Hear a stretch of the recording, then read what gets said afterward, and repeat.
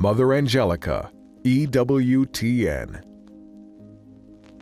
In Birmingham's history, there likely hasn't been an individual who has reached more people across the world than Mother Angelica.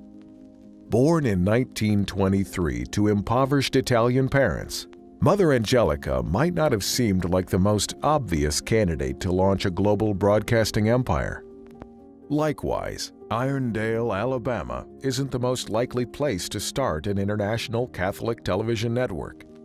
But that didn't stop her from building the Eternal Word television network into a media powerhouse that shared its message with hundreds of millions of households across the globe. And there was something about this woman that they were attracted, they were encouraged by her message. You know, often I will ask people when they tell me that they're regular EWTN viewers, I say, well, what's your favorite program? Mother Angelica. You know, and a lot of those programs are 15, 20 years recorded that long ago, and yet they still have something that's relevant for today, for people, that they still find a lot of meaning and hope in that message. Mother Angelica, born Rita Rizzo, had a tough upbringing. Her father deserted the family when she was young. She grew up impoverished and suffered with physical ailments. I think from the earliest days of her life, suffering really helped to form who Mother was.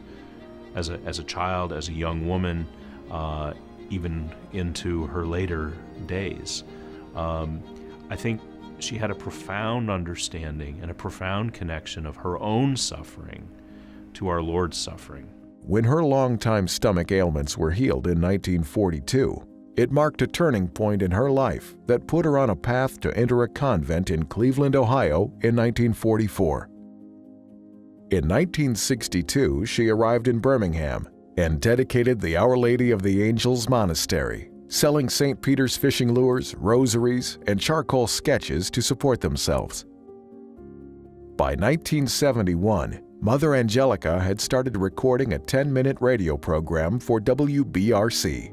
By 1972, the nuns purchased second-hand tape recording machines to mass-produce Mother Angelica's talks. By 1978, Mother Angelica visited a television station in Chicago and famously declared, "Lord, I gotta have one of these." Later that year, armed with $200 and 12 nuns with no TV experience, Mother Angelica set in motion what would become EWTN. My very first experience with Mother was I worked on a construction crew, and we would come and work for the nuns when we couldn't do work anywhere else. So we were working on, at that time, Mother was building a garage for the nuns that she would eventually turn into the first studio here at EWTN. Name of Jesus, who is Lord, may his eternal word be proclaimed.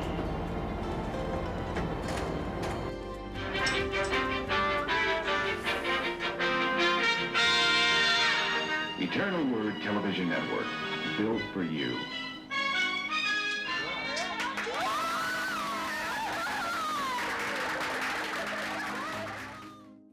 By 1985, EWTN was carried by more than 220 cable systems, making it the nation's fastest-growing cable network, and dedicated a brand-new 6,500-square-foot studio. Over the years, the milestones continued to pile up, and Mother Angelica's reputation grew across the world. I remember being at a vice president's meeting, and we were talking about expanding the network and the network continuing to grow. And Mother said to the vice presidents, she said, now remember what our goal is, to reach more souls, to reach more souls with the gospel. And I remember one of the trips that I had gone on with Mother to Toledo in Spain. And we were walking down the street, and there were some shops on the side, and people started coming out. They recognized Mother Angelica from our international feed. Mother Angelica was at the center of it all, leaving memorable impressions on everyone she met. EWTN launched a number of new endeavors to extend its reach and share its message, including a news network. For Mother, she was keenly and innately aware that the church needed a vehicle for news told through a Catholic lens. And so it was very important for her that EWTN be a part of that news mix, of bringing news in a unique Catholic way. Even after Mother Angelica had a stroke, it didn't stop her from sharing her message. In fact, it inspired others. I think after Mother had the first stroke, she really saw that as a gift from God, as she did with suffering throughout her life.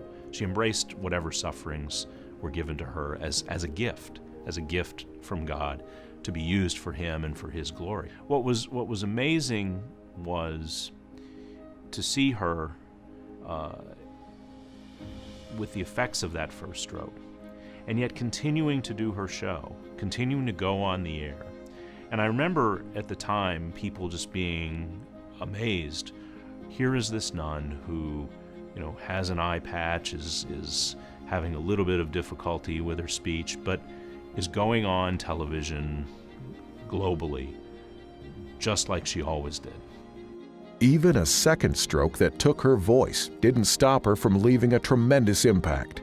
And colleagues say that may be one of her most powerful legacies, as the determination and inspiration of Mother Angelica lives on as EWTN continues to beam its message around the world. I think there's no question when you look at the growth of EWTN, the expansion of EWTN in so many areas, so many of the things that happened for the network in the period after her stroke, it's clear that all of those successes, all of those great things, were really the fruit of her suffering, of her offering that suffering for the network and for our EWTN family.